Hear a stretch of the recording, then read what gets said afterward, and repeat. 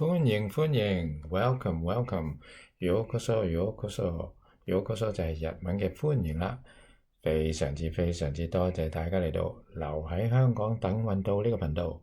我係 Woody Sensei，呢條片係我嘅處女作嚟㗎，希望大家多多支持，留言話俾我聽點樣能夠做得好啲，同朋友分享，俾 like、subscribe， 睇埋啲廣告，最好就撳埋個鐘仔添啦。多謝晒大家支持先。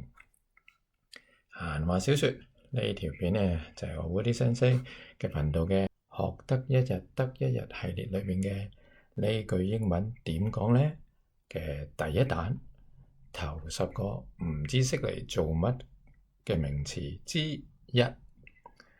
大家唔知道有冇聽過嗰句名句呢？就係話名詞就唔怕識得多，聽唔明就失禮㗎喇喎。呢句金句係邊個講嘅呢？當然就係我 Woody Sensei講嘅啦。平時聽得明、睇得明人哋講嘅一啲難少少嘅字嘅話呢，又真係幾方便嘅。面對千變萬化嘅世界，林林總總嘅新事物同埋概念，我哋永遠都預計唔到邊一啲字幾時會出現。咁嘅話呢，就越識得多，就越大機會明白人哋講緊乜嘢啦。不過講之前呢，都講少少我自己嘅諗法先啦。喺網絡上面呢，有好多專家，我有時覺得專家講啲嘢呢就深得滯，就算唔係太深，啲專家都未必能夠從一個普通人嘅角度去諗嘢，所以啲解釋呢，有時都難咗啲。好彩我就只係一個普通人，所以我就想從一個普通人嘅角度同你分享下自己學過嘅嘢，等大家可以慳返啲時間做其他嘢咯。因為我哋香港人呢，就始終係非常之忙碌嘅。好，入正題，第一個名詞，睇下呢度先。呢度呢就係話挑人貼紙、挑人郵件、挑人鋪。英文究竟點講呢？究竟係一 troll， 二 trell， 抑或三 trill 呢？究竟係邊個呢？專登唔講出嚟俾你聽，唔讀出嚟俾你聽，讀到出嚟呢個讀到個發音呢，就可能人會易估啲。咁所以就專登俾個挑戰你，就咁睇住呢幾個字嚟估下啦。3秒時間，3、2、1，嘟！對下答案先，會唔會係呢個呢 trell 呢？哈哈哈哈哈哈哈！點解隻貓仔會畀個哈哈哈哈哈哈你呢？原來因為呢個呢就唔係字嚟嘅，呢個選擇呢只不過係攞嚟誤導下你嘅啫。咁又講返轉頭，唔係字嘅字呢都可以拼個音嚟讀出嚟嘅。咁試下拼個音讀出嚟聽下先。trell， 如果夾硬讀出嚟嘅話呢，就係 trail。哦 trail。雖然話唔係字，但係原來都係一個，原來呢就係一個組織嘅簡寫嚟嘅。咁個組織呢係乜嘢嚟嘅呢？哦，就係呢個啦。就係呢個 Tennessee Real Estate Law Letter 啦。咁咧 Tennessee 咧就係個田納西州啦，美國嘅田納西州啦。Real Estate 就係地產啦。咁呢個 trell 咧就似乎係一個田納西州嘅地方嘅一個地產組織嘅簡寫嚟嘅。好啦，跟住要考你啦。喺呢個字 trell 嘅後面加多幾個英文字母，咁咧呢個字就突然變成一個有意思嘅字嘅咯喎。究竟加啲乜嘢英文字母呢？好，畀3個嚟揀啦。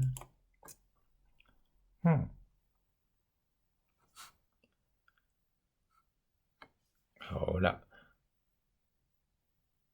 就係都幾巧合喎。3個咧都係 be 動詞嚟嘅喎，加邊個咧？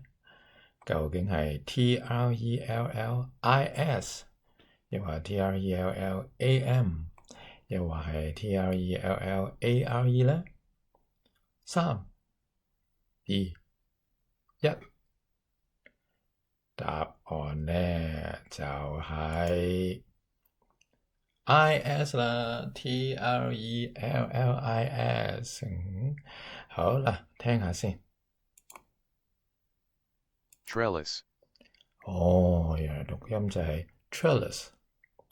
聽多次 trellis, trellis，乜嘢嚟嘅咧？畀個圖你睇下先。咦，究竟係埲牆，定係個棚架，定係啲植物咧？原來就係個棚架啦，特別係啲格仔屏風啊，或者啲格仔圖案啊，或者啲格仔結構啦。咁咧，聽多次呢個格仔屏風英文點講咧trellis, ？trellis。如果咧，咁啊怪啲咯。咁呢個即時唔啱啦。咁點先？走返去最初嗰度先。好啦，如果呢個唔啱，咁睇下邊個啱咧？會唔會係下邊呢個 trill 咧？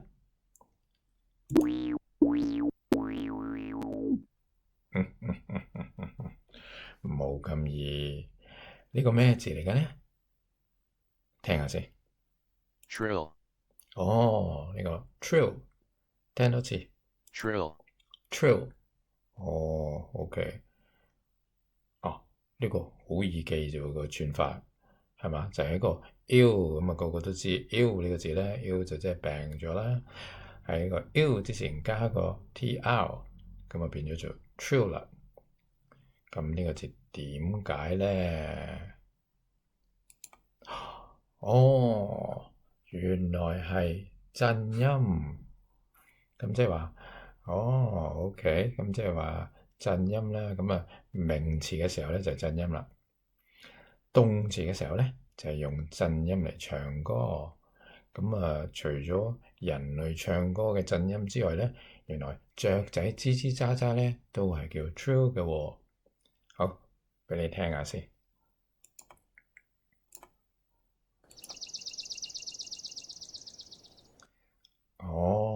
呢啲雀仔嘅吱吱喳喳咧，就係叫做 trill 啦。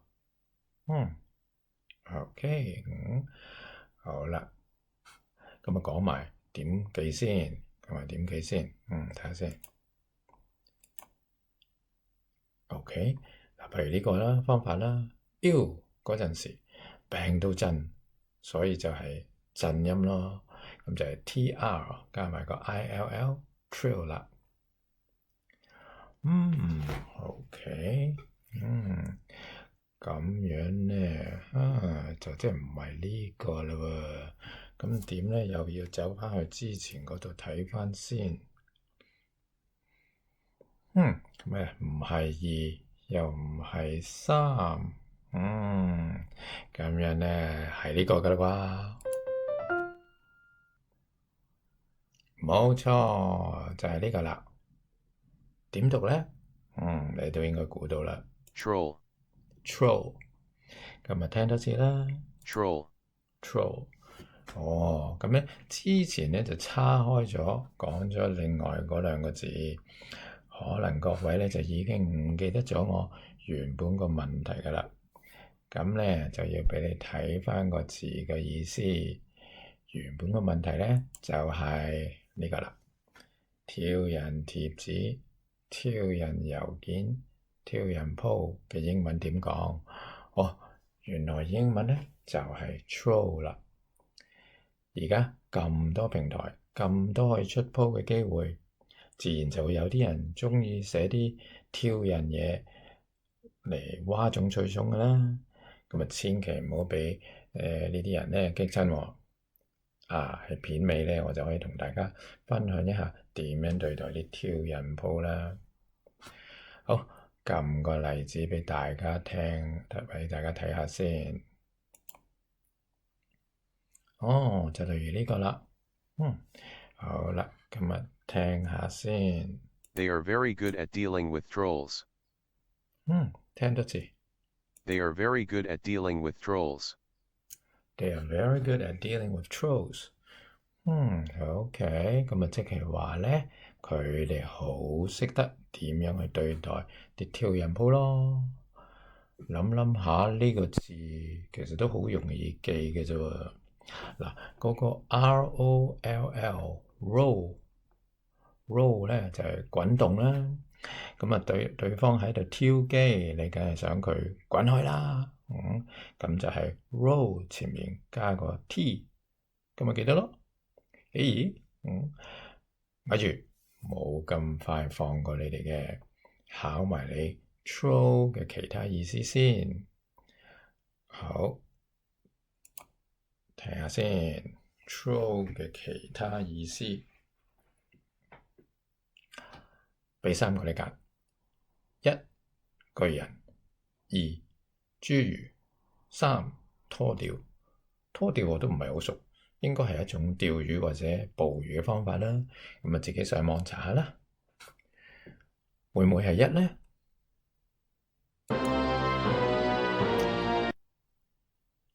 咦？2又唔係，又唔係巨人，又唔係侏儒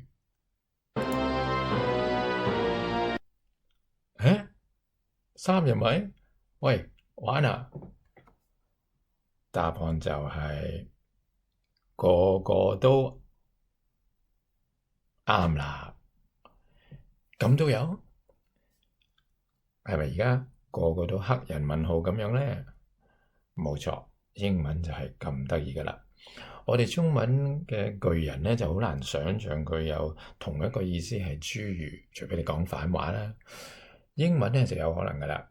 咁我諗，因為英文喺字源方面咧，就吸納咗唔同系譜嘅語文有關啩。好似呢個字咧就有2大分流啦。一大分流咧就係由古北歐語嘅民間傳說裏邊嘅反斗侏儒啊，或者一啲喺深山或者山洞裏邊嘅巨人啊咁樣啦。另一大分流咧就係由中世紀英文追溯到古法文嘅 to wander about， 即係好似蒲下咁樣啦。所以唔同嘅意思咧，咪出咗嚟咯。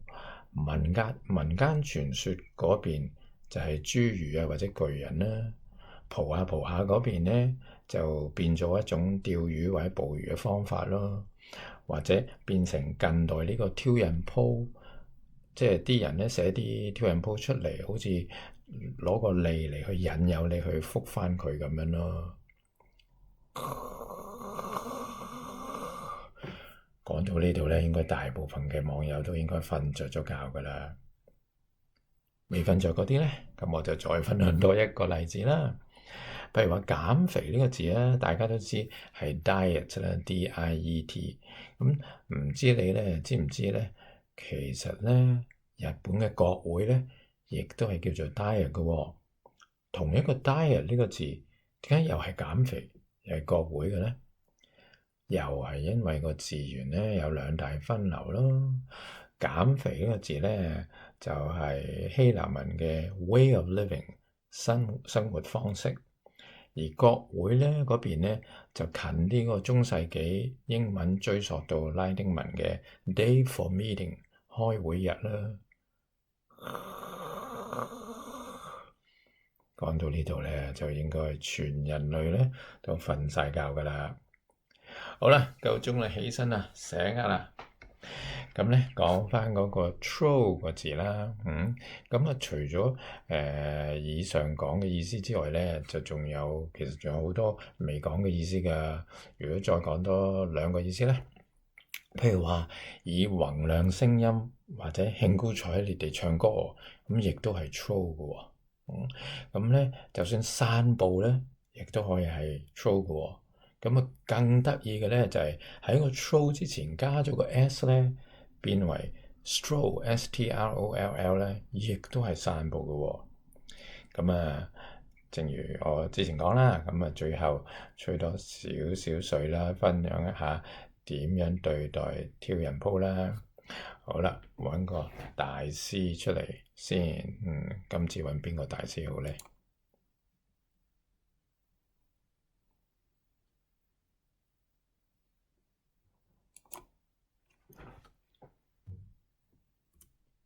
今次咧就揾咗馬克吐溫啦。咁咧就講呢句啦，呢個就係馬克吐溫啦。咁就係 You can't reason someone out of something that they weren't reasoned into in the first place。咁咧首先你唔好捉我啲美式英文英式英文啊，因為英式英文咧佢就會話 You can't reason 咁樣啦。咁我通常就會用美式英文啦。咁大師嘅英文咧當然係好難譯噶啦。咁一個普通人嘅我咧就嘗試去譯下啦。咁我就會譯做嗰個人由頭到尾都唔係同你講理由，咁你又點樣同佢講道理呢？好啦，跟住咧我哋就去複習下學咗嗰啲嘢啦。Troll 睇返啦，呢個 troll T-R-O-L-L，troll 咧就係挑人貼紙啦、挑人鋪啦、挑人郵件啦。咁亦都係一啲北歐傳說裏邊嘅巨人啊、侏儒啊咁樣啦，亦係一種釣魚或者捕魚嘅方法嘅喎，甚至可以解為興高采烈地唱歌添。至於 T-R-E-L-L 咧，呢個咧就唔係字嚟嘅。但係喺佢個字尾加咗個 is 咧，就變咗做 trellis。咁咧，突然間就變咗做個格仔棚架啊、格仔屏風啊咁樣啦。最後呢個 trill 咧，名詞嘅時候咧就係震音，動詞嘅時候咧就係用震音唱歌，就唔係淨係人嘅喎，雀仔吱吱喳喳咧都係 trill 㗎。咁咧，我自己學生字嘅時候咧，就通常幾秒之後咧，我就唔記得咗個字㗎啦。咁希望各位就唔好好似我咁樣啦。咁所以咧，我就諗咗個方法咧，令大家容易記得每次講咗嘅字。咁咧，我就會喺我 Woody Sensei 嘅 IG 嗰度咧鋪張相出嚟。咁我 IG 咧就係 Woody Sensei，WOODYSENSEI。咁張相咧就會隱藏咗今日學咗嗰個正確答案。咁如果你喺張相裏邊努力咁揾嗰個字咧，理論上咧就會激發咗你嘅腦細胞，能夠令你更加容易記得呢個字㗎啦。咁所以大家就去我個 IG 嗰張相裏邊咧，就努力咁揾嗰個字㗎咯喎。好啦，咁揾唔到又點咧？揾唔到嘅話咧，我就會喺我 Woody Sensei 嘅 Twitter 嗰度鋪個答案出嚟。咁我個 Twitter 咧個帳號咧就下次先話俾你聽啦，俾啲時間你試下走去我個 Instagram 嗰度揾咗嗰個字先啦。咁啊唔好出貓，睇咗個答案先去張相度揾喎。咁樣咧，另外如果有興趣嘅話咧，都可以去我嘅 blog 嗰度睇下我點解搞呢個留喺香港等運到呢個 channel 出嚟嘅。個網址咧就係亦都係 Woody Sensei 啦，WOODYSENSEI.wordpress.com。咁而至於我個 Facebook 個名咧就 QK 啲啦，因為原本我就想用 Woody Sensei 做個名，咁但係咧 Facebook 咧就唔俾啦，咁佢就話因為 Sensei 係日文嘅老師咁解，咁老師咧就唔可以攞嚟做個姓嘅，咁所以我 Facebook 個帳號個名咧個名就係 Woody 啦，Woody，咁個姓咧就加咗個 here，咁所以呢個姓就變咗 Sensei here，SENSEIHERE。咁有興趣咧就可以喺嗰度試下揾我啦。咁樣今日就講到呢度啦，下次見。